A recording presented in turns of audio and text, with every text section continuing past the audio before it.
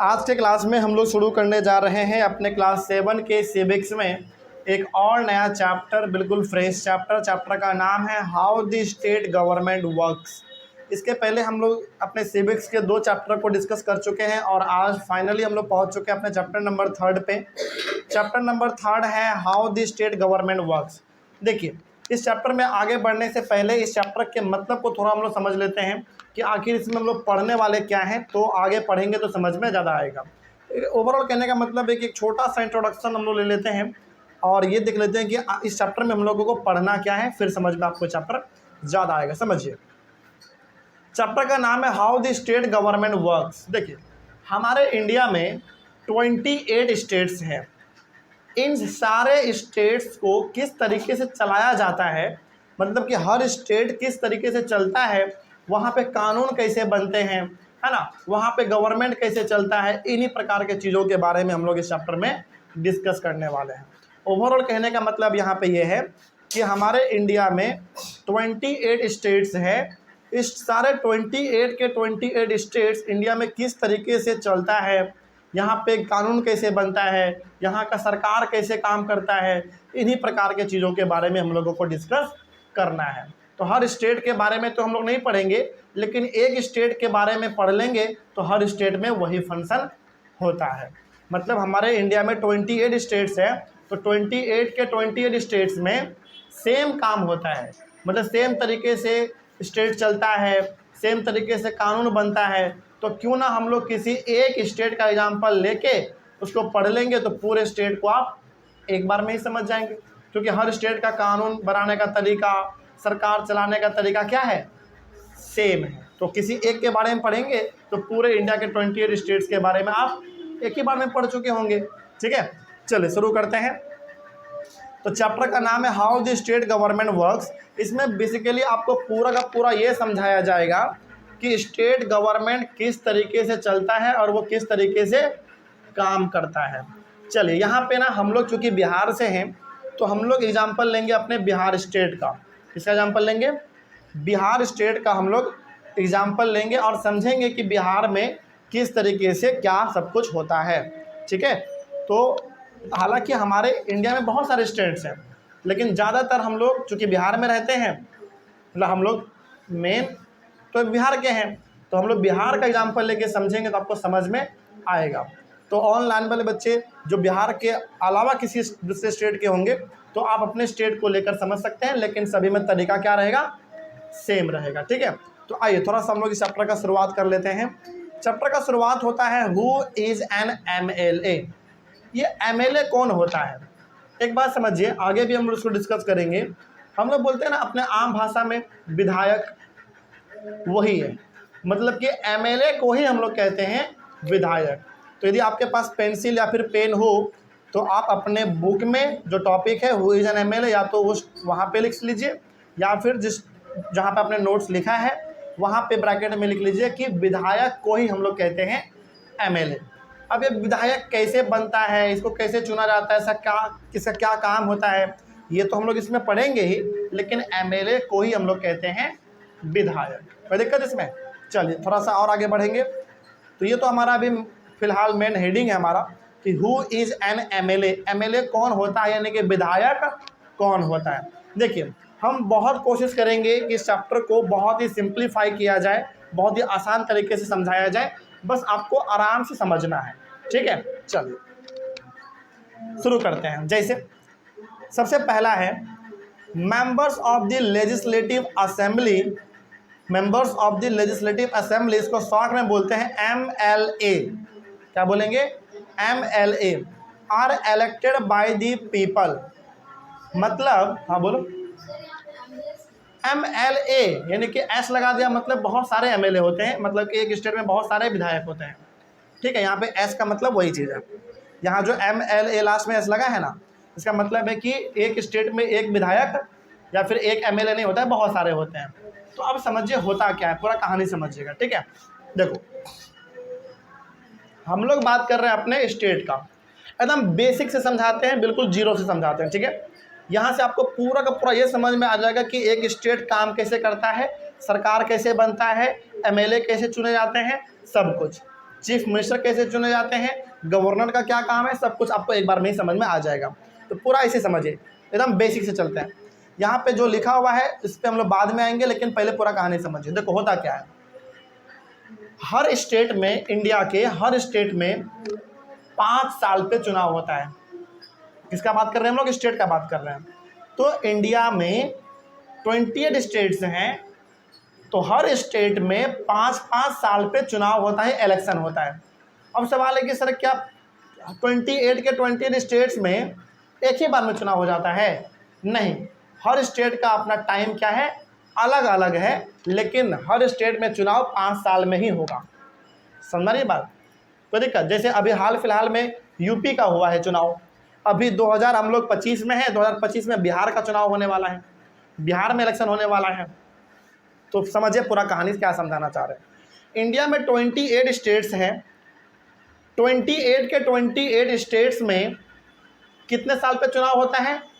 हर 5 साल पे चुनाव होगा।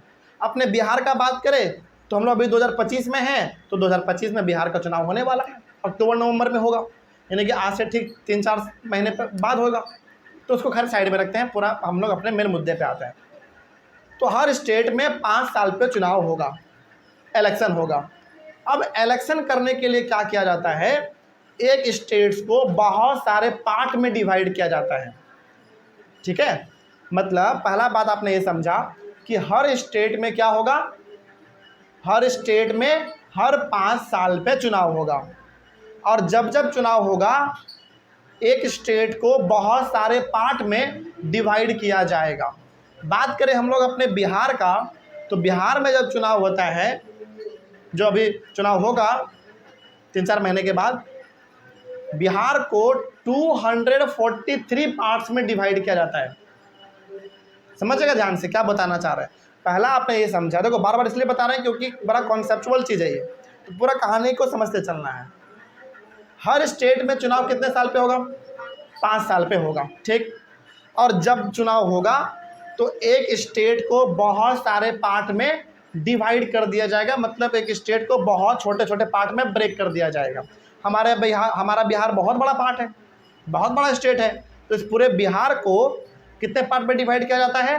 243 पार्ट्स में डिवाइड किए जाते हैं। यूपी को उससे भी ज़्यादा पार्ट में डिवाइड किया जाता है, क्योंकि यूपी हमारे बिहार से ज़्यादा बड़ा है ना। राजस्थान को भी अलग अलग पार्ट में डिवाइड किया जाता है, मतलब हर स्टेट्स को अलग अलग पार्ट में डिवाइड किया जाता है। हम लोग यदि अपने बिहार का बात करें तो बिहार को डिवाइड किया जाता है 243 पार्ट्स में, और इन 243 पार्ट्स को हम लोग कहते हैं कॉन्स्टिट्यूएंसी। क्या बोलेंगे? कॉन्स्टिट्यूएंसी बोलेंगे। तो पूरा कहानी समझ में आ रहा है। हर स्टेट में चुनाव होगा 5 साल पे, और जब जब चुनाव होगा तब तब स्टेट्स को कितने पार्ट में डिवाइड किया जाएगा? हर स्टेट को अपने अलग अलग पार्ट में डिवाइड किया जाता है। अपने बिहार का बात करें तो बिहार को 243 पार्ट्स में डिवाइड किया जाएगा। यूपी को लगभग 400 के आसपास डिवाइड किया जाता है, 400 पार्ट में, क्योंकि वो थोड़ा सा बड़ा स्टेट है। फिर बंगाल को भी कुछ पार्ट्स में डिवाइड किया जाता होगा, मध्य प्रदेश को भी, छत्तीसगढ़, उड़ीसा, महाराष्ट्र, गुजरात, तमिलनाडु, केरल, हर स्टेट्स को अलग अलग पार्ट में डिवाइड किया जाता है। और उस अलग अलग पार्ट को हम लोग क्या बोलते हैं? कॉन्स्टिट्यूएंसी बोलेंगे। यहाँ तक कहानी समझ में आया? जल्दी बताइए। हर एक पार्ट को हम लोग बोलेंगे कॉन्स्टिट्यूएंसी। अब जब चुनाव होता है तो क्या एक ही पार्टी चुनाव लड़ती है? बहुत सारे पार्टी चुनाव लड़ते हैं। एग्जाम्पल के तौर पे बीजेपी एक पार्टी है, कांग्रेस एक पार्टी है, हमारे बिहार का बात करें तो आरजेडी एक पार्टी है ना। फिर से हमारे बिहार का यदि बात करें तो आरजेडी है जो कि लालू जी का पार्टी है। फिर से बात करें जेडीयू जो कि नीतीश जी का पार्टी है। फिर से बात करें बीजेपी का जो कि नरेंद्र मोदी जी का पार्टी है। फिर बात करें कांग्रेस का जो कि राहुल गांधी जी का पार्टी है।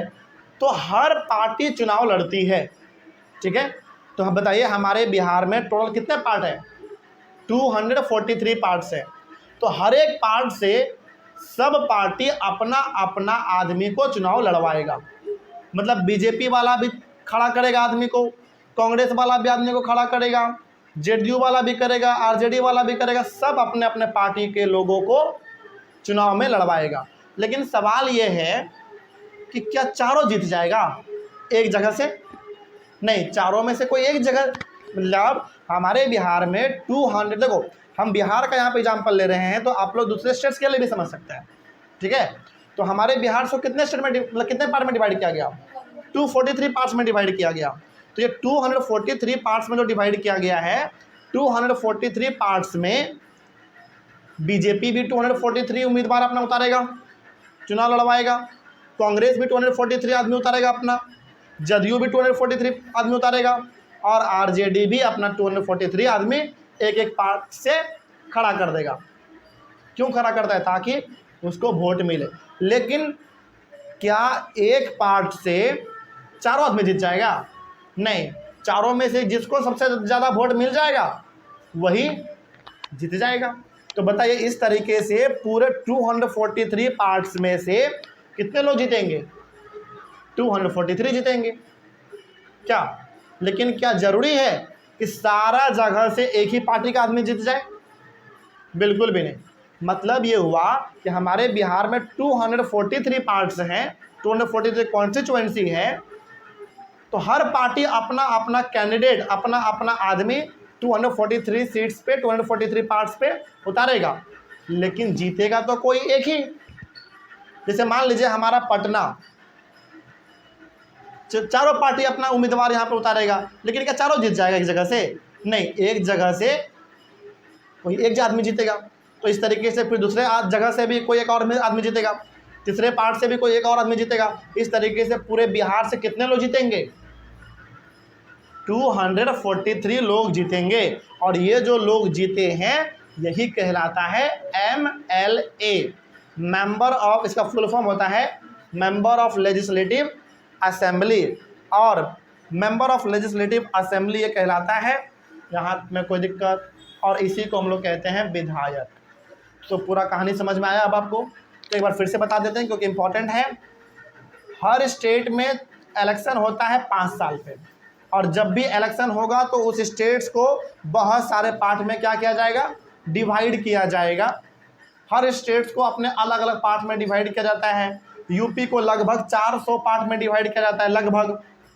बिहार का हमको एग्जैक्ट पता है कि बिहार को 243 पार्ट्स में डिवाइड किया जाता है। तो वो 243 क्या कहलाता है? कॉन्स्टिट्यूएंसी कहलाता है। बहुत सारे लोग उसको सीट बोलते हैं, SEAT सीट। मतलब आपने ऐसा सुना होगा कि बिहार में टोटल कितने सीट्स हैं? तो बिहार में टोटल 243 सीट्स है। या फिर कई लोग इसको सीट ना बोल के विधानसभा क्षेत्र बोल देते हैं, या फिर कई सारे लोग इसको विधानसभा क्षेत्र भी नहीं बोलते हैं, सीट भी नहीं बोलता है, कई सारे लोग इसको कॉन्स्टिट्यूएंसी बोल देता है। तब जो बोलिए, बस एक ही चीज़ के बारे में बात हो रहा है। वो किसके बारे में बात हो रहा है? उस स्टेट के 243 पार्ट्स के बारे में मतलब बात हो रहा है, ठीक है। अब जब चुनाव होगा तो हर पार्टी अपना अपना उम्मीदवार 243 के 243 पार्ट्स में उतारेगा। क्यों उतारता है? क्योंकि सब कोई चाहता है कि हमारा आदमी जीते, लेकिन जीतेगा तो कोई एक ही किसी पार्टी का, हाँ या ना? जिसको आदमी सबसे ज़्यादा वोट दे देगा वो जीत जाएगा, और जो आदमी जीतेगा वो कहला जाएगा हमारा MLA, इंग्लिश में मेंबर ऑफ लेजिस्लेटिव असेंबली, और हिंदी में उसी आदमी को हम लोग कहते हैं विधायक। क्या बोलेंगे? विधायक बोलेंगे। पूरा कहानी समझ में आ गया? बस वही बात यहाँ पे लिखा हुआ है कि members of the legislative assembly यानी कि MLA are elected by the people, यानी कि MLA को कौन चुनेगा? मतलब विधायक को कौन चुनेगा? आदमी चुनता है, वोट देकर चुनता है, हाँ या ना? जैसे अभी बिहार में 3-4 महीने के बाद चुनाव होगा, तो आपके घर से भी लोग वोट देने के लिए जाएंगे। तो वो जो वोट देंगे वो किसको देंगे? किसी ना किसी आदमी को देगा, है नहीं? है कि नहीं? तो यदि उस आदमी को सबसे ज़्यादा वोट पड़ गया तो आदमी जीत जाएगा। वही कहला जाएगा हमारा MLA, हिंदी में विधायक। सिस्टम समझ आ गया पूरा? चलिए आगे बात करते हैं। तो यदि कोई बोले कि बताओ MLA का फुल फॉर्म क्या है, तो मेंबर ऑफ लेजिस्लेटिव असेंबली, पहला बात। दूसरा बात, MLA को कौन चुनता है भाई? हम लोग चुनते हैं, आम आदमी चुनता है। MLA को हिंदी में क्या बोलते हैं? विधायक बोलते हैं, सिंपल, ठीक है। और हर स्टेट्स को चुनाव करवाने के लिए, हर स्टेट्स में चुनाव करने के लिए स्टेट्स को जो डिवाइड किया जाता है उसको क्या बोलते हैं हम लोग? कॉन्स्टिट्यूएंसी बोलेंगे। क्या बोलेंगे? कॉन्स्टिट्यूएंसी बोलेंगे, ठीक है। आइए आगे बढ़ते हैं। They then become members of the legislative assembly and also form the government. अब सवाल है कि सर वो एमएलए जीत गया, मतलब वो आदमी जीत गया, एमएलए बन गया यानी कि विधायक बन गया, फिर वो बैठेगा जाके कहाँ पे? हमारे लिए नियम कानून कहाँ पे बनाएगा वो बैठ के? तो वो बैठेगा लेजिस्लेटिव असेंबली में, और इसको हम लोग बोलते हैं विधानसभा। क्या बोलेंगे इसको? विधानसभा बोलेंगे। मतलब हमारे बिहार में जैसे 243 पार्ट्स हैं, तो 243 पार्ट्स में से 243 लोग जीतेंगे, और ये सारे के सारे 243 लोग जाके कहाँ बैठेंगे? एक बिल्डिंग में बैठेंगे। उस बिल्डिंग का नाम है इंग्लिश में लेजिस्लेटिव असेंबली, और हिंदी में उसको हम लोग कहते हैं विधान सभा। और ये हर स्टेट में होता है, बिहार में भी है। आप बिहार में यहाँ पे जाके देखो, विधानसभा बगल में ही है आपका, है ना। चलिए आगे बढ़ते हैं। तो ये सारे के सारे एमएलए कहाँ पे जाके बैठेंगे? लेजिस्लेटिव असेंबली में बैठेंगे, और इसको ही हम लोग कहते हैं हिंदी में विधान सभा। ठीक है, आगे। And also form the government, और ये सब मिलके बनाएगा गवर्नमेंट। अब गवर्नमेंट कैसे बनता है, थोड़ा सा आगे बढ़ते हैं, उसके बारे में आगे बात करेंगे। Every state in India has a legislative assembly. India में लगभग हर स्टेट के पास क्या है? अपना अपना लेजिस्लेटिव असेंबली। मतलब इंडिया में जितने भी स्टेट है सबके पास अपना विधानसभा है। मतलब बिहार का अपना विधानसभा है, उत्तर प्रदेश का अपना विधानसभा है, मध्य प्रदेश का अपना अलग विधानसभा है, बंगाल का अपना अलग विधानसभा है। मतलब कि हर स्टेट में भी तो एमएलए होंगे ना भाई, तो वो हर स्टेट का एमएलए कहाँ जाके बैठता है? लेजिस्लेटिव असेंबली में बैठता है, यानी कि विधानसभा में बैठता है, और वहीं से वो बैठ के पूरे स्टेट के लिए नियम कानून वगैरह बनाएगा। ठीक है, यहाँ तक कहानी साफ है, सबको समझ में आया पूरा बात? तो सिंपल सा ध्यान रखना है कि जिस आदमी को हम वोट देते हैं यदि वो जीत जाता है तो वो कहलाता है हमारा एमएलए, और उसको हम लोग कहते हैं फुल फॉर्म में member of legislative assembly, Hindi में उसको कह देते हैं हम लोग विधायक। और वो जाके बैठेगा कहाँ पे? हमारे लिए नियम कानून कहाँ बैठ के बनाएगा? लेजिस्लेटिव असेंबली में बनाएगा, और उसको हिंदी में हम लोग कहते हैं विधान सभा। तो हर स्टेट में एमएलए होता है, हर स्टेट में विधानसभा होता है। ठीक है, चल आगे बढ़ते हैं। From each constituency, the people elect one representative who then becomes a member of the legislative assembly, यानी कि एमएलए। तो हमने अभी तुरंत आपको बताया था कि बिहार को टोटल कितने पार्ट में डिवाइड किया जाएगा? 243 पार्ट्स में डिवाइड किया जाएगा। उसी को हमने क्या बोला है? कॉन्स्टिट्यूएंसी बोला है। तो बताइए हर एक पार्ट से यानी कि हर एक कॉन्स्टिट्यूएंसी से कितने आदमी जीतेंगे? मतलब चुनाव लड़ता है हर पार्टी, लेकिन जीतेगा तो कोई एक ही। तो एक कॉन्स्टिट्यूएंसी से कितना आदमी जीतेगा? एक ही जीतेगा ना। अरे एक कॉन्स्टिट्यूएंसी में चुनाव तो हर पार्टी लड़ेगा, लेकिन वोट तो किसी एक को ही सबसे ज़्यादा पड़ेगा। तो जिसको सबसे ज़्यादा वोट पड़ेगा वो आदमी जिस पार्टी से बिलोंग करता होगा तो जीत जाएगा। कहने का मतलब यदि बिहार में 243 पार्ट्स हैं, 243 कॉन्स्टिट्यूएंसी हैं, तो बिहार के विधानसभा में एमएलए बन के कितने लोग पहुँचेंगे? 243 पहुँचेंगे, क्योंकि हर पार्ट से एक एक आदमी जीतेगा, और हर पार्ट से यदि एक एक आदमी जीत रहा है, इसका मतलब है कि बिहार में टोटल कितने एमएलए होंगे? 243 एमएलए होंगे, और अभी भी हमारे बिहार में 243 एमएलए हैं। समझ में आया पूरा कहानी? जल्दी बताइए। चलिए आगे बढ़ते हैं। तो यहीं पे यहाँ पे लिखा हुआ मीनिंग ऑफ कॉन्स्टिट्यूएंसी, ये जो हमने आपको बता ही दिया कि particular area from which all the voters living there choose their representatives. मतलब कॉन्स्टिट्यूएंसी का मतलब होता है वो पर्टिकुलर एरिया जिसको कि डिवाइड किया जाता है, और उस एरिया में रहने वाले लोग ही केवल उस एरिया के लीडर को वोट दे सकता है, बस। जैसे मान लीजिए हम रहते हैं पटना में, क्या हम जाके यूपी में वोट दे सकते हैं? क्या नहीं दे सकते हैं। नियम ये कहता है कि आप जिस कॉन्स्टिट्यूएंसी में रहते हैं आप उसी कॉन्स्टिट्यूएंसी में वोट दे सकते हैं। बोलो। बिहार के रहने वाले उत्तर प्रदेश में जाके मतलब हाँ बिहार में अगर वोट दे सकते हैं। बिल्कुल। मतलब मान लीजिए आप बिहार के हैं और आप रहते हैं यूपी में, मतलब कि आप बिहार के आदमी हैं, लेकिन आप रहते हैं यूपी में, आप यूपी में जॉब करते हैं। तो जब बिहार में चुनाव होगा तो आप यूपी से बिहार में आके चुनाव में वोट दे सकते हैं। नहीं, यूपी में आप नहीं दे सकते हैं। यूपी में आप वोट तब देंगे जब पूरी तरीके से आपका अता पता सब यूपी का हो जाएगा तब। ठीक है, मतलब कि यदि आपका एड्रेस सब कुछ यदि आपका पटना का है तो आप पटना ही में देंगे वोट। ठीक है, ये इसका नियम होता है। तो कॉन्स्टिट्यूएंसी में आगे क्या होता है? कॉन्स्टिट्यूएंसी समझ में आया क्या होता है? कॉन्स्टिट्यूएंसी सिंपल सा मतलब है कि जब भी स्टेट में चुनाव होगा, इलेक्शन होगा, तो उसको अलग अलग पार्ट में डिवाइड किया जाएगा, उसी पार्ट को हम लोग कहेंगे कॉन्स्टिट्यूएंसी। तो हर स्टेट का क्या कॉन्स्टिट्यूएंसी का नंबर सेम होता है? अलग अलग होता है। हमारे बिहार में कितना है? 243 है कॉन्स्टिट्यूएंसीज का। मतलब आप ये भी बोल सकते हैं कि हमारे बिहार में टोटल एमएलए कितना है? 243 है। मतलब विधायक 243 है। पूछो। सर एक कॉन्स्टिट्यूएंसी कितना बड़ा होता है? बहुत बड़ा होता है। मतलब एक कॉन्स्टिट्यूएंसी बहुत बड़ा होता है। मतलब एक आप कैसे अंदाज़ा लगा सकते हैं, ऐसे समझिए, जैसे एक ज़िला होता है ना, जैसे हमारा पटना एक ज़िला है, तो इस पटना ज़िला में 5 कॉन्स्टिट्यूएंसी है। सोचो, इस पटना ज़िला में 5 कॉन्स्टिट्यूएंसी है। तो हर ज़िला अलग अलग पार्ट में डिवाइड होता है।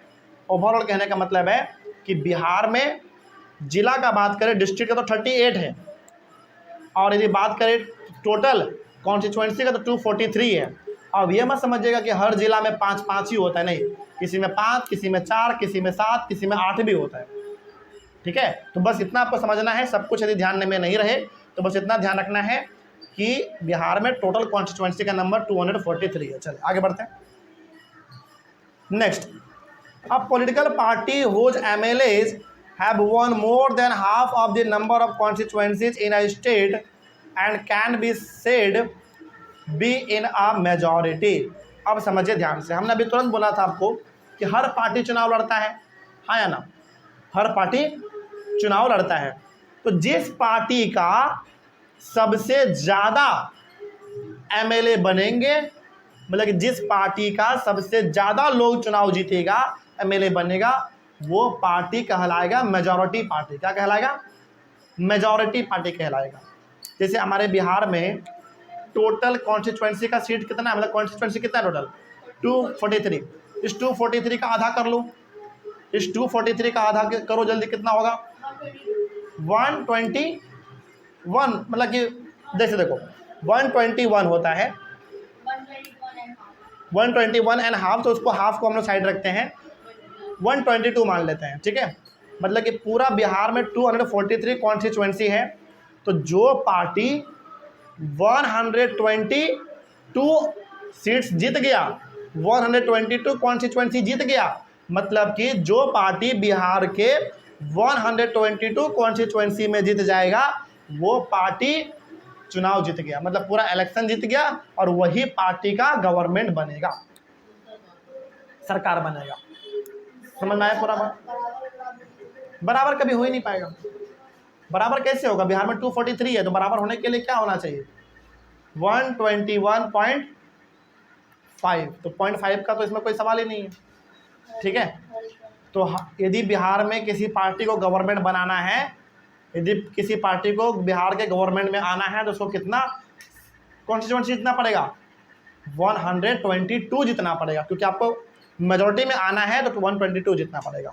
ठीक है, यदि आप 121 भी जीत पा रहे हैं, मान लीजिए आपका पार्टी ने 121 जीता और दूसरा वाला 122 जीत गया, तो वो सरकार बना लेगा, क्योंकि 122 ज़्यादा होता है, 121 कम होता है। ठीक है, पूरा कहानी समझ में आ रहा है? चल आगे बढ़ते हैं। तो वो यहाँ पे लिखा हुआ है कि जिस पार्टी ने सबसे ज़्यादा कॉन्स्टिट्यूएंसी को जीतेगा, मतलब कि जिस पार्टी का सबसे ज़्यादा MLA बनेगा, वो पार्टी मेजॉरिटी पार्टी कहलाएगा, और वही पार्टी सरकार बनाएगा, गवर्नमेंट बनाएगा। कहानी समझ में आया? जल्दी बोलो। चल आगे बात करते हैं। The political party that has the majority is called ruling party. तो जो पार्टी का MLA सबसे ज़्यादा जीतेगा, उसको हम लोग मेजॉरिटी पार्टी या फिर रूलिंग पार्टी भी कहते हैं। And all other members are called opposition. और जो मेजॉरिटी नहीं ला पाया, जिस पार्टी के मेंबर सबसे ज़्यादा नहीं जीत पाए, उसको हम लोग अपोजिशन बोल देते हैं। जैसे मान लीजिए, सपोज करिए कि बिहार में चुनाव हुआ, मान लीजिए 4 महीने में क्या होने वाला है, बिहार में चुनाव होने वाला है। तो सपोज करते हैं बस कि बीजेपी जो है 122 कॉन्स्टिट्यूएंसी जीत गया, मतलब कि बीजेपी का जो MLA है वो 122 जीत गया चुनाव, तो वो सरकार बना लेगा। और जितने भी छोटे मोटे पार्टी हैं, फिर वो सारे पार्टी क्या कहला जाएंगे? ऑपोजिशन कहला जाएंगे। तो जो जीत जाता है उसको हम लोग मेजॉरिटी पार्टी या रूलिंग पार्टी कहते हैं, और जो हार जाता है उसको हम लोग कहते हैं ऑपोजिशन। समझ आ रही है बात? चलो उसके बाद after the elections the MLAs belonging to the ruling party will elect their leader who will become the chief minister. अब होता क्या है, देखो, जिस पार्टी का सबसे ज़्यादा MLA जीतेगा, पहला बात तो वो पार्टी क्या करने वाला है, सरकार बनाने वाला है, गवर्नमेंट बनाने वाला है। अब उन सारे के सारे, मतलब कि जिस पार्टी ने सबसे ज़्यादा MLA जीता है, जिस पार्टी ने सबसे ज़्यादा कॉन्स्टिट्यूएंसी जीता है, उस पार्टी के MLA मिल के अपना लीडर चुनेगा अब, और वही लीडर कहलाता है चीफ मिनिस्टर। क्या कहलाएगा? चीफ मिनिस्टर कहलाएगा। कोई दिक्कत? समझ आ रही है बात? तो यदि कोई बोले कि बताओ चीफ मिनिस्टर को कौन चुनता है, कौन सेलेक्ट करता है, तो ध्यान रखना है चीफ मिनिस्टर को सेलेक्ट करेगा MLA, और वो भी कौन MLA करेगा? जिस पार्टी का सबसे ज़्यादा MLA जीता होगा, जो पार्टी मेजॉरिटी में होगा, वही पार्टी का MLA डिसाइड करेगा कि हमारा चीफ मिनिस्टर कौन होगा। मतलब मान लीजिए, सपोज करिए, एक आपको सिनेरियो दे रहे हैं कि मान लीजिए कि बिहार में चुनाव हुआ, 4 महीने के बाद चुनाव होने वाला है, तो बीजेपी पार्टी ने सबसे ज़्यादा चुनाव जीता, मतलब कि सबसे ज़्यादा MLA जो बने वो किस पार्टी के बने हैं? बीजेपी पार्टी के बने हैं, मान लेते हैं। तो अब वो सारे के सारे MLA जो कि बीजेपी पार्टी के हैं, वो डिसाइड करेगा कि हमारा लीडर कौन होगा, और वही लीडर क्या कहलाएगा? चीफ मिनिस्टर कहलाएगा। तो यहाँ पे सवाल ये आता है कि चीफ मिनिस्टर का चुनाव कौन करता है, आम आदमी या MLA? MLA करता है। ठीक है, चलिए आगे बढ़ते हैं। The chief minister then selects other people as ministers. अब जब आपने एक बार चीफ मिनिस्टर को चुन लिया, तो चीफ मिनिस्टर डिसाइड करता है कि मिनिस्टर कौन बनेगा। और ध्यान रहे, मिनिस्टर भी उसी आदमी को बनाया जाता है जो कि MLA होता है। मतलब हुआ क्या, पहले कहानी समझ लो पूरा। जिस पार्टी ने सबसे ज़्यादा MLA जीता, उन सारे MLA अब मिलकर क्या करेंगे? अपने लीडर यानी कि चीफ मिनिस्टर को चुनेंगे। आपने चीफ मिनिस्टर को चुन लिया, डिसाइड कर लिया कि हमारा CM कौन होगा। अब CM डिसाइड करेगा कि मिनिस्टर कौन कौन बनेगा। मतलब एजुकेशन मिनिस्टर, हेल्थ मिनिस्टर, है ना, रोड कंस्ट्रक्शन मिनिस्टर, इस प्रकार का मिनिस्टर डिसाइड कौन करता है? चीफ मिनिस्टर करता है। यानी कि मंत्री किसको बनाना है, मिनिस्टर मतलब मंत्री किसको बनाना है, वो कौन डिसाइड करेगा? चीफ मिनिस्टर डिसाइड करेगा। ठीक है, मैंने कि मतलब किसको मंत्री बनाना है, किसको मंत्री नहीं बनाना है, ये चीफ मिनिस्टर डिसाइड करता है। आगे, after the elections it is the governor of the state who appoint the chief ministers and other ministers. अब जब चुनाव हो जाता है, CM भी चुन लिए जाते हैं, मिनिस्टर्स भी चुन लिए जाते हैं, तो हर स्टेट में होता है एक गवर्नर। वो गवर्नर अब सारे मिनिस्टर्स को और चीफ मिनिस्टर्स को अपने यहाँ पे इनवाइट करते हैं कि हमारे यहाँ पे आइए। अब वो सारे मिनिस्टर्स और चीफ मिनिस्टर गवर्नर के यहाँ पे जाके क्या करते हैं? शपथ लेते हैं, ओथ। आपने देखा होगा टीवी में, एक पेपर पकड़ के गवर्नर के सामने वो शपथ लेते हैं, और शपथ लेने के बाद वो ऑफिशियली क्या बन चुके हैं? अब चीफ मिनिस्टर और मिनिस्टर्स बन गए। मतलब अभी तक केवल आपको MLA ने चुना चीफ मिनिस्टर को, मतलब केवल अभी तक ये डिसाइड हुआ कि हमारा चीफ मिनिस्टर बनेगा कौन। अभी बने नहीं है आप, बनेंगे कब? जब आप एक बार शपथ ले लेंगे गवर्नर के सामने, तब। उसी प्रकार से चीफ मिनिस्टर ने डिसाइड कर लिया कि मिनिस्टर कौन बनेगा। अभी केवल चीफ मिनिस्टर ने डिसाइड किया कि मिनिस्टर कौन बनेगा, मंत्री कौन बनेगा, लेकिन क्या बन गए हैं? नहीं। बनेगा कब वो? जब वो गवर्नर के सामने मिनिस्टर शपथ लेगा, तब बनेगा। इसलिए कभी आप देखेंगे तो जब गवर्नर अपने यहाँ पे सबको इनवाइट करता है, CM को, मिनिस्टर्स को, तो वहाँ पे CM और मिनिस्टर्स शपथ लेते हैं गवर्नर के सामने, ओथ लेते हैं। और ओथ लेने के बाद वो आपने देखा होगा एक पेपर पे साइन करते हैं वो लोग। साइन करने का मतलब है कि आज से आप ऑफिशियली चीफ मिनिस्टर हैं और जो मंत्री हैं वो मिनिस्टर हैं। ठीक है, इस तरीके से पूरा कहानी चलता है। आगे, the chief minister and other ministers have the responsibility of running various government departments और मिनिस्ट्रीज। अब चीफ मिनिस्टर और अलग अलग मिनिस्टर्स यानी कि मुख्यमंत्री, चीफ मिनिस्टर को हम लोग क्या बोलते हैं हिंदी में? मुख्यमंत्री बोलते हैं। तो मुख्यमंत्री और मंत्री ये सब मिलके पूरे स्टेट को चलाता है। ठीक है, मतलब कि चीफ मिनिस्टर पूरा का पूरा स्टेट को देखेगा और हर मिनिस्टर का देखेगा अपने अपने डिपार्टमेंट को देखेगा। जैसे एजुकेशन मिनिस्टर किसको देखेगा? एजुकेशन को देखेगा। हेल्थ मिनिस्टर किसको देखेगा? हेल्थ यानी कि हॉस्पिटल वगैरह देखेगा।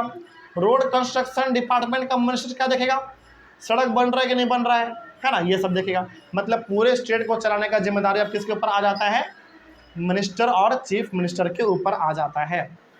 A legislative assembly is a place where all the MLAs, whether from the ruling party or from the opposition, meet to discuss various things.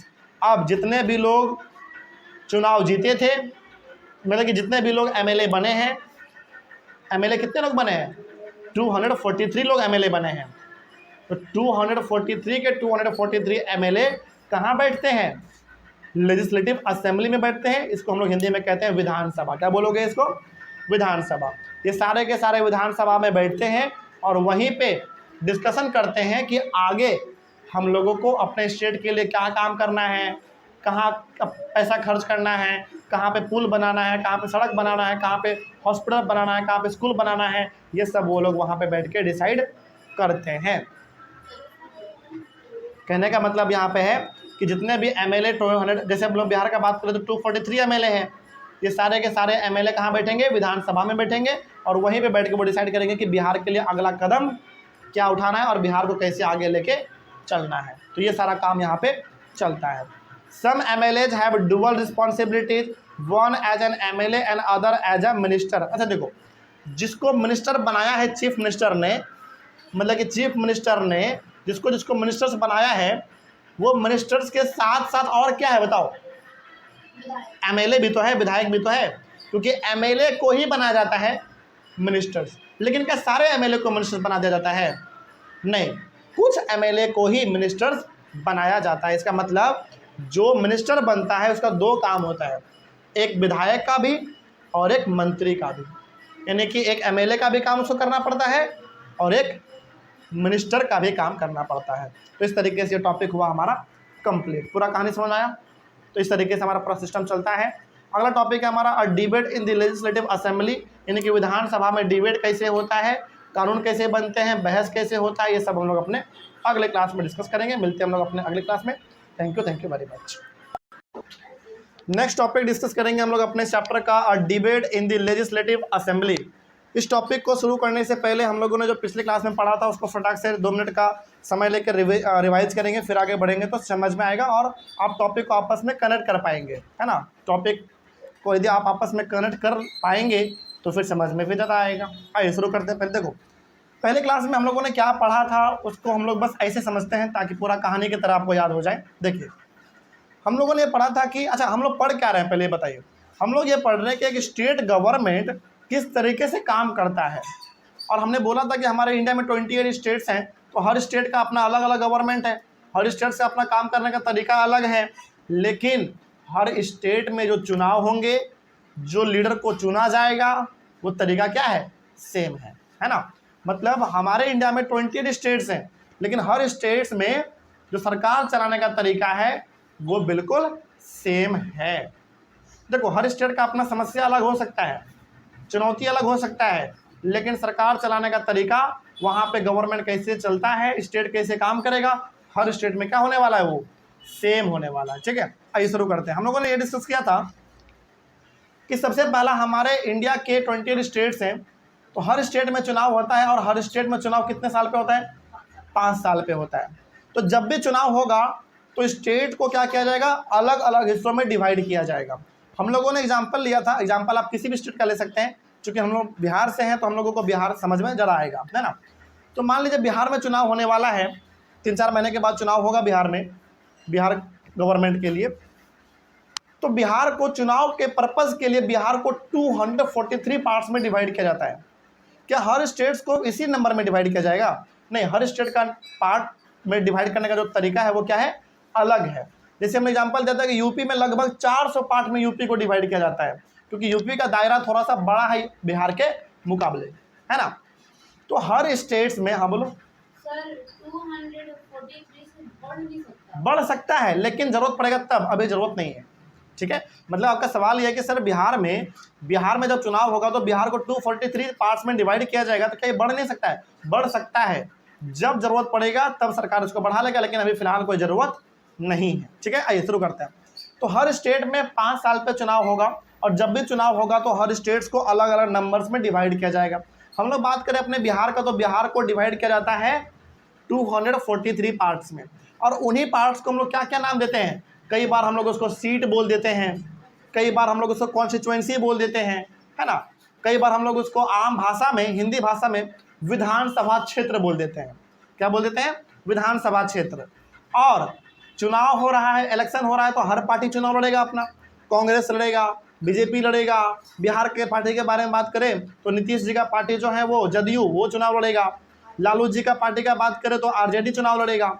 तो हर पार्टी अपना अपना चुनाव लड़ेगा। और बिहार में 243 पार्ट्स हैं, 243 कॉन्स्टिट्यूएंसी है, तो हर पार्टी अपना अपना कैंडिडेट, अपना अपना उम्मीदवार वहाँ से खड़ा करेगा, ताकि हमारे पार्टी के मेंबर को ज़्यादा से ज़्यादा वोट मिले। लेकिन हर पार्टी अपना मेंबर खड़ा करता है, लेकिन क्या हर पार्टी का मेंबर जीत जाता है? नहीं, जनता तय करेगी, आम आदमी तय करेगा कि जिसको सबसे ज़्यादा वोट मिलेगा वो आदमी वहाँ से जीत जाएगा। तो ओवरऑल हमारे बिहार में 243 कॉन्स्टिट्यूएंसी है, तो टोटल कितने लोग जीतने वाले हैं? 243 लोग जीतने वाले हैं। लेकिन क्या ये जरूरी है कि 243 के 243 लोग एक ही पार्टी से जीत जाए? नहीं, हर पार्टी का अपना अलग अलग आदमी जीतता है।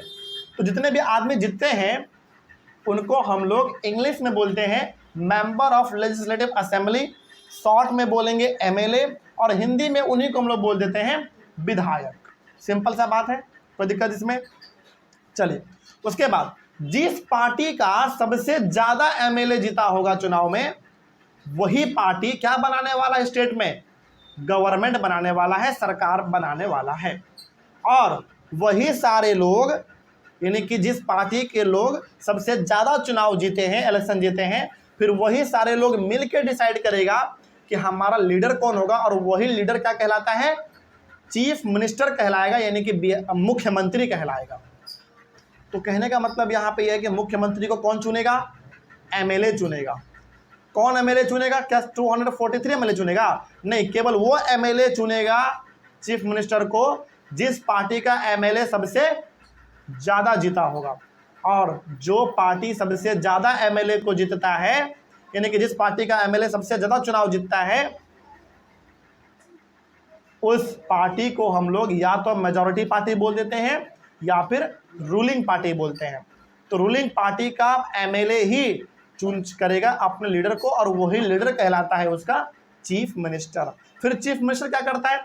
चीफ मिनिस्टर चूज करेगा मिनिस्टर्स को, यानी कि मंत्री को। चीफ मिनिस्टर जैसे हमारे हर स्टेट में होता है अलग अलग विभाग, शिक्षा विभाग, स्वास्थ्य विभाग, सड़क विभाग, है ना, भवन निर्माण विभाग, हर प्रकार का डिपार्टमेंट अपना अलग अलग विभाग होता है।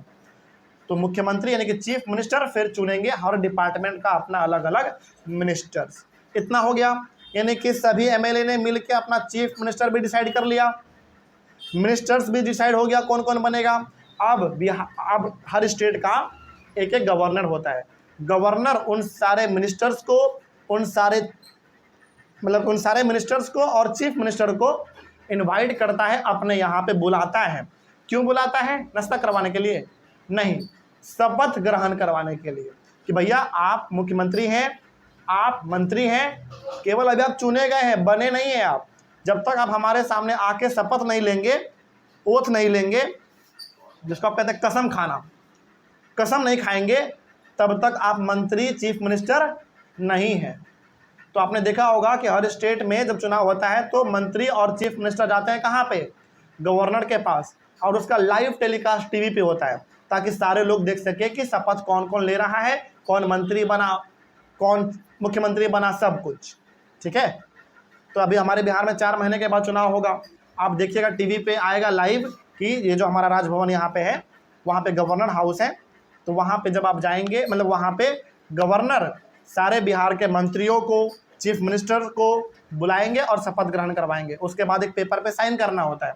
जब आप शपथ लेके गवर्नर के सामने आप शपथ लेंगे, उसके बाद जब आप पेपर पे साइन कर देंगे, तब जाकर आप ऑफिशियली क्या बन चुके हैं? मंत्री और चीफ मिनिस्टर जो भी हैं बन चुके हैं। यहाँ तक कहानी हम लोग पढ़ चुके थे, यहाँ तक में कोई दिक्कत नहीं था। और चूँकि हर मिनिस्टर अपने अपने डिपार्टमेंट का हेड होता है, तो उस डिपार्टमेंट में जो करना है वही उसका देख रेख करेगा। जैसे मान लीजिए एक मंत्री है जिसको मिला है स्वास्थ्य विभाग, मतलब हेल्थ डिपार्टमेंट उसको मिला है, तो हेल्थ से जुड़ा हुआ जितना भी समस्या होगा, समाधान होगा, सब वही देखेगा। ठीक है, अब कहानी समझ में आया पूरा? चलिए आइए हम लोग अब टॉपिक पे आते हैं। अच्छा एक बात और, हाँ एक बात और, सबसे इंपॉर्टेंट तो हम लोगों ने मिस कर दिया कि ये सारे के सारे एमएलए, मिनिस्टर्स, चीफ मिनिस्टर कहाँ बैठते हैं भाई? लेजिस्लेटिव असेंबली में बैठते हैं, और इसको हम लोग कहते हैं विधानसभा। ये हर स्टेट में होता है, और यहीं पे बैठ के ये सारे लोग स्टेट के लिए क्या करेगा? कानून बनाएगा, अच्छे अच्छे कानून निकालेगा, कैसे स्टेट को चलाना है ना, ये सब कुछ यहीं से हमारा काम होगा। जैसे अभी हम लोग देखते हैं कि हमारे बिहार में शराब बंद है, यानी कि हमारे बिहार में अल्कोहल मतलब शराब बंद है हमारे बिहार में। तो ये जो कानून निकाला गया होगा, कहाँ पे निकाला गया होगा? लेजिस्लेटिव असेंबली में, विधानसभा में। तो हुआ क्या होगा समझिए, पहले विधानसभा में सभी ने मिल के इस बात पे राजी अपना जताया होगा, मतलब अपना मंजूरी दिया होगा कि हाँ वाकई में बिहार के अंदर शराब बंद होना चाहिए। तो हो गया। तो कोई भी स्टेट में कानून निकलेगा तो कहाँ से निकलेगा? विधानसभा से निकलेगा। कौन बनाएगा? उसमें किसका किसका हाथ है? मंत्री का, एमएलए का, चीफ मिनिस्टर्स का, इन सभी का हाथ होता है। ठीक है, ये हम लोग डिस्कस कर चुके थे।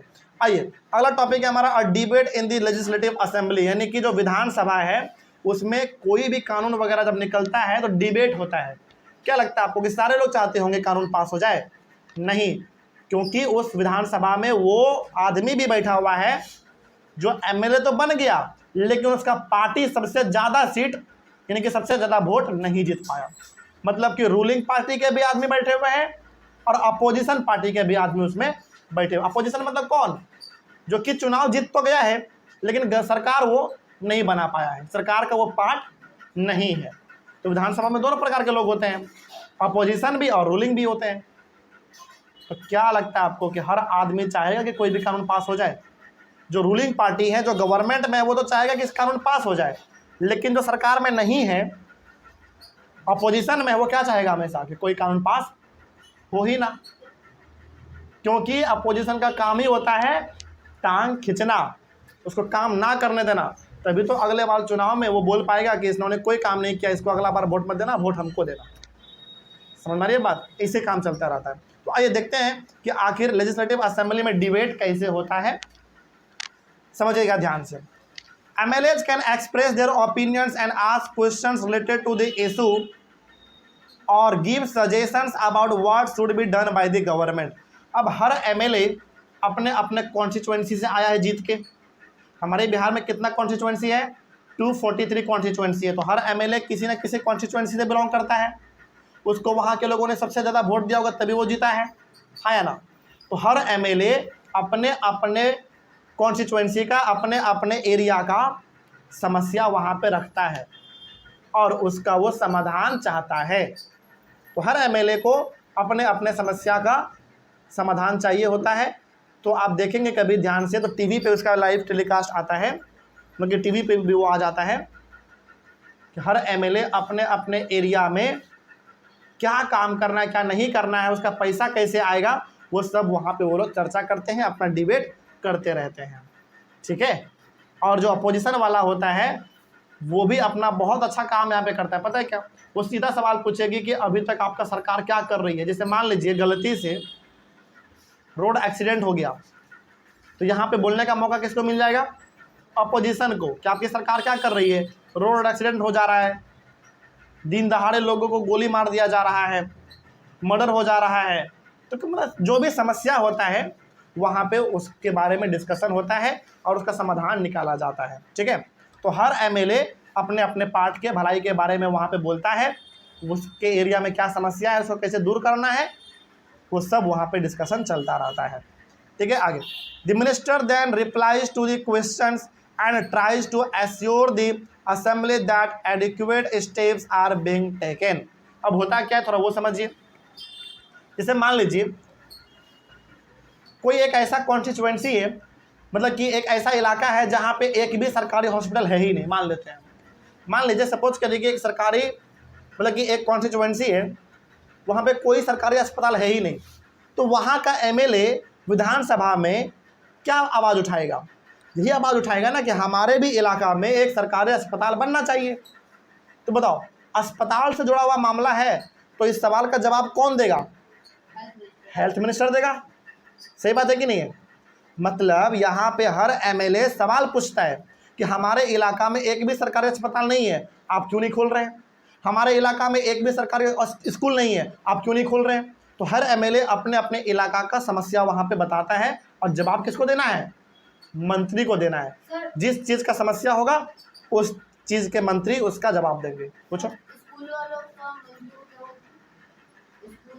Education minister. जैसे मान लीजिए कोई ऐसा इलाका है जिसमें एक भी सरकारी स्कूल नहीं है, आंगनबाड़ी नहीं है, बच्चा पढ़ ही नहीं पा रहा है, तो वहाँ का एमएलए क्या आवाज़ उठाएगा कि हमारे इलाका में एक भी सरकारी स्कूल नहीं है, तो सरकार से क्या चाहेगा कि हमारे इलाका में सरकारी स्कूल बने। तो बताओ उसका जवाब कौन देगा विधानसभा में? एजुकेशन मिनिस्टर देगा। तो ऐसे ही वहाँ पर डिबेट चलता है। ठीक है, आइए आगे बात करते हैं। The chief minister and the other ministers have to take decisions and run the government। सारे चीज़ों को सुनने के बाद मिनिस्टर्स और चीफ मिनिस्टर आपस में बैठेगा, मीटिंग करेगा और देखेगा कि हाँ भाई सही में उसके इलाका में एक भी सरकारी अस्पताल नहीं है, सही में उसके इलाका में एक भी सरकारी स्कूल नहीं है, तो फिर वो लोग डिसाइड करेगा कि इसके इलाका में स्कूल और अस्पताल दोनों खोला जाए, तब वहाँ पे खुलता है। मतलब जब तक आप डिबेट नहीं करेंगे, जब तक अपने सवालों को वहाँ पे नहीं उठाएंगे, तब तक आपके इलाके के बारे में कोई भलाई का काम होगा ही नहीं। तो वहाँ पे आवाज़ उठाना पड़ता है, तब जाके आपके इलाका में काम होगा और वहाँ पे सरकारी स्कूल, अस्पताल, सड़क वगैरह सब बनेगा। ठीक है, आइए आगे। उसके बाद है whatever decision are been taken have to be approved by the members of the legislative assembly. मतलब जो भी डिसीजन वहाँ पे लिया जाएगा तो एमएलए के बिहाफ में लिया जाएगा। मतलब कि एमएलए बोलेगा कि हमारे इलाका में कोई सरकारी स्कूल नहीं है, स्कूल खोला जाएगा, अस्पताल नहीं है, अस्पताल खोला जाएगा। ओवरऑल कहने का मतलब है कि यहाँ पे एमएलए को पहले बताना पड़ेगा अपना समस्या, तब आपको समाधान मिलेगा। ऐसे नहीं, वहाँ पे आपको डिबेट करना पड़ता है। ठीक है, तो हर एमएलए चाहता है कि हमारे इलाका में ज़्यादा से ज़्यादा सरकारी स्कूल खुले, ज़्यादा से ज़्यादा सरकारी अस्पताल खुले, ताकि वहाँ के लोगों का भलाई का काम होता रहे। उसको क्या लगेगा कि हमारा एमएलए हमारे लिए काम कर रहा है, तो उसको वोट बार बार मिलेगा। तो हर एमएलए अपने इलाका में बढ़िया काम करना चाहता है, क्योंकि उसको डर है फिर अगला 5 साल में चुनाव होगा, अच्छा काम नहीं करके देंगे तो क्या आपको वोट देंगे? लोग हरा देगा, फिर लोग नहीं देगा वोट। तो हर एमएलए अपने इलाका को सुंदर बनाना चाहता है, बढ़िया बनाना चाहता है हर एमएलए। ठीक है, अगला यहाँ पे गवर्नमेंट का डेफिनेशन है। गवर्नमेंट कुछ नहीं है, बेसिकली क्या है गवर्नमेंट? एमएलएज का, मंत्रियों का, इस सबका क्या है? ग्रुप को ही हम लोग कहते हैं गवर्नमेंट। वो यहाँ पे लिखा हुआ है कि it refers to the government departments and various ministers who head them. The overall head is the chief minister. मतलब कि आपके एक स्टेट में इतने सारे डिपार्टमेंट दिखता है, education department, health department, road department, transport department, अलग अलग प्रकार का डिपार्टमेंट दिखता है। इन सारे डिपार्टमेंट को मिला दो, चीफ मिनिस्टर्स को मिला दो, इन्हीं सबको हम लोग एक साथ क्या बोल देते हैं? गवर्नमेंट। इसको चलाता कौन है? हर डिपार्टमेंट का उसका मंत्री चलाता है। कौन चलाएगा? मंत्री चलाएगा। तो गवर्नमेंट कुछ नहीं है, बेसिकली आपको स्टेट में जितना भी डिपार्टमेंट देखने को मिलता है, अलग अलग विभाग, वही हमारा गवर्नमेंट है बस। और उस पार्ट को, उस डिपार्टमेंट को, उस गवर्नमेंट को कौन चलाता है? मिनिस्टर्स चलाते हैं, चीफ मिनिस्टर चलाते हैं। तो गवर्नमेंट का हेड कौन होता है बताओ? गवर्नमेंट का हेड होगा चीफ मिनिस्टर, यानी कि एक सरकार का जो हेड होता है, जो मुखिया होता है, वो कौन होगा? चीफ मिनिस्टर होगा। अगला है legislature. All the MLAs who gather together in the legislative assembly are called the legislature। यानी कि उस लेजिस्लेटिव असेंबली में, उस विधानसभा में जितने भी एमएलए हैं, रूलिंग वाले भी, रूलिंग पार्टी वाले भी और अपोजिशन पार्टी वाले भी, उन सभी एमएलए को हम लोग कह देते हैं लेजिस्लेचर। यदि आपसे कोई पूछे कि बताओ लेजिस्लेचर कौन होते हैं, तो एमएलए को ही हम लोग क्या बोलते हैं? लेजिस्लेचर। थोड़ा जिसके बारे में आपको और जानना हो तो इतना ध्यान रखिएगा कि जो कानून बनाएगा वही हमारा कहलाएगा लेजिस्लेचर। तो कानून कौन बना रहा है भाई? कानून तो हमारा एमएलए वगैरह ही बनाता है विधानसभा में बैठ के। तो ओवरऑल आपके एमएलए को ही कहा जाता है लेजिस्लेचर। क्या बोलेंगे? एमएलए को लेजिस्लेचर। सिंपल है। चलिए अगला है हमारा वर्किंग ऑफ द गवर्नमेंट। आइए गवर्नमेंट काम कैसे करती है, थोड़ा इसके बारे में बात करते हैं, फिर हमारा चैप्टर खत्म हो जाएगा। इसमें पहला प्रेस कॉन्फ्रेंस। ये क्या होता है समझो। A press conference where the representatives of the media interact with the person or authority who calls for the conference. देखो होता क्या है ना, जब भी सरकार को कोई बड़ा काम करना होता है ना, तो मीडिया को अपने पास बुलाती है, और मीडिया जब उसके पास आती है तो मीडिया के सामने वो कुछ बात बोलते हैं, और वो बात टीवी पे लाइव चलता है। इसी को हम लोग कहते हैं प्रेस कॉन्फ्रेंस। जैसे आपको एग्जांपल देते हैं, अभी हमारे पटना में ना बहुत जोर शोर से मेट्रो का काम चल रहा है, आपको पता है आप लोगों को? मतलब पटना में अगस्त तक मेट्रो आ जाएगा, ऐसा अनुमान लगाया जा रहा है। तो जब ये मेट्रो का काम चालू हुआ होगा तो सरकार ने क्या किया होगा, सारे मीडिया वाले को बुलाया होगा अपने ऑफिस में, और वहाँ पे ऐलान किया होगा कि आज से मेट्रो का काम चालू हो रहा है पटना में। तो सरकार जब भी कोई बड़ा काम करने जाती है ना, तो पहले मीडिया को बुला के टीवी पे उसको चलवाती है, ताकि सभी लोगों को पता चले कि हम क्या काम करने जा रहे हैं। सुन रहे बात? जल्दी बोलिए। तो प्रेस कॉन्फ्रेंस का सिंपल सा मतलब होता है कि सरकार जब भी कोई बड़ा काम करेगी तो सारे मीडिया को बुलाती है पहले, और बताती है कि हम अगला काम क्या करने जा रहे हैं, जिससे बिहार के लोगों को, या फिर जिस भी स्टेट का बात होगा, जिस भी स्टेट का बात होगा, उस स्टेट के लोगों को उससे क्या फ़ायदा मिलेगा। उसी को हम लोग कहते हैं प्रेस कॉन्फ्रेंस। और प्रेस कॉन्फ्रेंस लगभग सरकार समय समय पर करते रहते हैं। अब बिहार में भी देखो, हर सप्ताह लगभग 1-2 प्रेस कॉन्फ्रेंस तो हो ही जाता है, टीवी पे आपको मिल ही जाएगा कि आज सरकार ये करने जा रही है, वो करने जा रही है ना। कभी ये पुल का उद्घाटन हुआ, कभी वो पुल बनने जा रहा है, कभी मेट्रो का चालू हो रहा है काम, है ना, ये सब, कभी एयरपोर्ट बन रहा है, सब चलता रहता है। तो प्रेस कॉन्फ्रेंस का मतलब हो गया कि सरकार जब भी कोई काम करेगी तो मीडिया को बुला के पहले उसको जानकारी देंगे, और मीडिया वाले उसको टीवी पे चलाएंगे, न्यूज़पेपर में छापेंगे, रेडियो में चलाएगा, है ना, सोशल मीडिया पे चलाएगा। ये होता है हमारा प्रेस कॉन्फ्रेंस। अगला है, the government can decide to make new laws for the state regarding sanitation and health facilities. Sanitation का मतलब साफ सफाई, और हेल्थ फैसिलिटी का मतलब हो गया मेडिकल वगैरह, हॉस्पिटल वगैरह। तो सरकार केवल क्या इसी दोनों को लेकर कानून बनाती है? नहीं, ये तो बस वो एग्जाम्पल है। यानी कि आपके स्टेट में जितने भी भलाई के काम हैं, भलाई वेलफेयर का काम है, वो सब कौन करेगा? गवर्नमेंट ही करेगा। ओवरऑल कहने का मतलब यहाँ पे ये है कि आपके स्टेट में कहाँ हॉस्पिटल बनेगा, कहाँ स्कूल खुलेगा, कहाँ सड़क बनेगा, कहाँ हाईवे बनेगा, और कहाँ मेट्रो बनेगा, कहाँ एयरपोर्ट बनेगा, सब आपके गवर्नमेंट ही डिसाइड करेंगे। समझा क्या बात? ओवरऑल कहने का मतलब है कि आपके पूरे स्टेट का जिम्मेदारी किसके पास होता है? आपके स्टेट के गवर्नमेंट के पास होता है। ठीक है, जैसे हमारे बिहार में जो कुछ भी होगा इसके लिए जिम्मेदार कौन होगा? हमारा सरकार। अच्छा खराब जो भी होगा सरकार होगा, है ना। आगे, इट में also ensure that a health worker is appointed in every village. देखो, केवल क्या हॉस्पिटल बना देना ही बड़ा बात है, उस हॉस्पिटल में डॉक्टर पहुंचाना, दवाई पहुंचाना, पूरा फैसिलिटी पहुंचाना, हेल्थ वर्कर पहुंचाना, ये सब भी किसका काम है? गवर्नमेंट का ही काम है। तो गवर्नमेंट का 1-2 काम नहीं है, बहुत सारा काम है। तो गवर्नमेंट सही में यदि अच्छा से काम करने लग जाए तो पूरा स्टेट संवर जाए। जैसे आज हमारा बिहार स्टेट, मतलब बिहार बहुत नीचे है आज बाकी स्टेट के मुकाबले में। बिहार हेल्थ के मामले में नीचे है, एजुकेशन के मामले में बहुत नीचे है। यदि बिहार गवर्नमेंट थोड़ा सा बिहार पे अच्छे से ध्यान दे दे तो बिहार बहुत आगे जा सकता है ना। इस पर बिहार के गवर्नमेंट को सोचना चाहिए। लेकिन इस सब के मामले में फिर आगे कौन है बताओ? केरला। केरला का हेल्थ बहुत बढ़िया है, एजुकेशन बहुत बढ़िया। क्यों? क्योंकि वहाँ का गवर्नमेंट वहाँ के हेल्थ पे, वहाँ के एजुकेशन पे, मतलब कि वहाँ के सरकारी स्कूल पे, सरकारी अस्पताल पे बहुत पैसा खर्च करती है वहाँ की सरकार। तो केरला बहुत आगे है, हमारे बिहार आगे नहीं, क्योंकि यहाँ का गवर्नमेंट उतना पैसा खर्च नहीं करते हैं, और करता भी है तो ध्यान नहीं देता है। हॉस्पिटल बना देगा लेकिन उसके मेंटेनेंस पे ध्यान कभी नहीं देगा, इसीलिए वो बर्बाद हो जाता है फिर। ठीक है, चलिए खैर आगे बढ़ते हैं। तो ये हो गया हमारा पूरा का पूरा कहानी। अगला है, laws for the entire country are made in the parliament. अब समझिए, हर स्टेट का जो कानून बनेगा वहाँ के विधानसभा में बनेगा, लेकिन पूरे कंट्री के लिए जो कोई कानून बनेगा तो वो कहाँ बनेगा?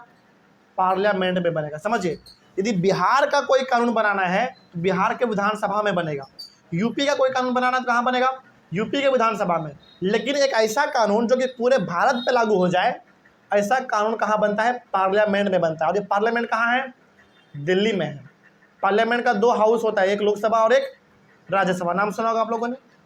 तो लोकसभा और राज्यसभा जो कानून बनाएगा वो पूरे देश पे लागू होगा, लेकिन कोई स्टेट कानून बनाएगा तो वो केवल उस स्टेट पे ही लागू होगा। कोई दिक्कत? जैसे हमारे बिहार के अंदर शराब बंद है, तो क्या पूरे इंडिया में शराब बंद है? नहीं। क्यों नहीं बंद है? क्योंकि शराब बंद बिहार में करने का फैसला किसका था? बिहार गवर्नमेंट का था तो केवल बिहार के ऊपर लागू होगा। लेकिन मान लीजिए यदि पार्लियामेंट ने ये घोषणा कर दिया कि पूरे इंडिया में शराब बंद होगा तो पूरे स्टेट में शराब बंद हो जाएगा। तो स्टेट कानून बनाएगा केवल अपने स्टेट के लिए, जो केवल स्टेट पे लागू होगा। लेकिन यदि पार्लियामेंट कोई कानून बना दिया तो पूरे कंट्री पे लागू हो जाएगा। और ये पार्लियामेंट कहाँ है? हमारे दिल्ली में है। पार्लियामेंट का दो हाउस का नाम लोकसभा और राज्यसभा। चलिए टॉपिक हमारा कंप्लीट हुआ। नेक्स्ट है एक छोटा सा टॉपिक है, बस इसमें एक ही पॉइंट है, ये वाला पॉइंट नहीं है, एक ही पॉइंट है बस। अब वॉलपेपर प्रोजेक्ट, ये वॉलपेपर प्रोजेक्ट क्या होता है थोड़ा समझिए इसके बारे में।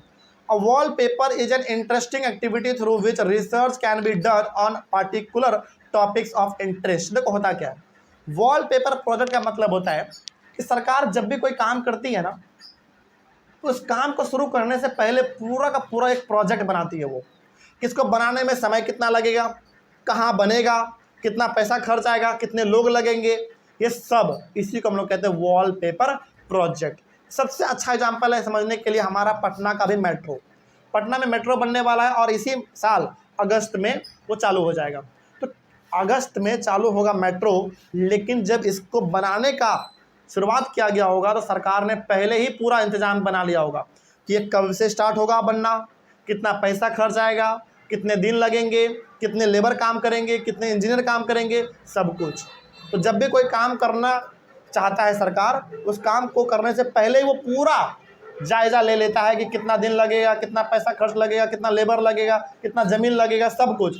इसी को हम लोग कहते हैं वॉलपेपर प्रोजेक्ट। और ये हर सरकार करती है, क्योंकि भाई आप जो काम करने जा रहे हैं उस काम को करने से पहले ये तो देख लो कि कितने दिन में पूरा हो सकता है, कितना पैसा लग सकता है ना, कितने लोग लग सकते हैं। तो जब आप कोई काम करते हैं और इन सब का इन्फॉर्मेशन पहले आप इकट्ठा कर लेते हैं, इसी को कहते हैं वॉलपेपर प्रोजेक्ट। बताइए क्या ऐसा करना अच्छा या गलत है, मतलब अच्छा या खराब है? बहुत अच्छा है। इससे आपको एक ओवरऑल आइडिया मिल जाता है कि इसको बनाने में या फिर इसको चलाने में कितना पैसा खर्च आएगा, ताकि सरकार उस चीज़ को लेकर प्रिपेयर हो सके, है कि नहीं। चलो इस तरीके से हमारे टॉपिक और टॉपिक के साथ पूरा का पूरा चैप्टर खत्म हुआ। अब बताइए चैप्टर में कोई समस्या? चैप्टर बहुत छोटा था, बहुत सिंपल भी था, इसीलिए हम लोग इसको 2 ही क्लास में ख़त्म कर दिए हैं। तो मिलते हैं हम लोग अपने अगले क्लास में फिर से एक नए चैप्टर के साथ और एक नई शुरुआत के साथ। Thank you very much and have a nice day.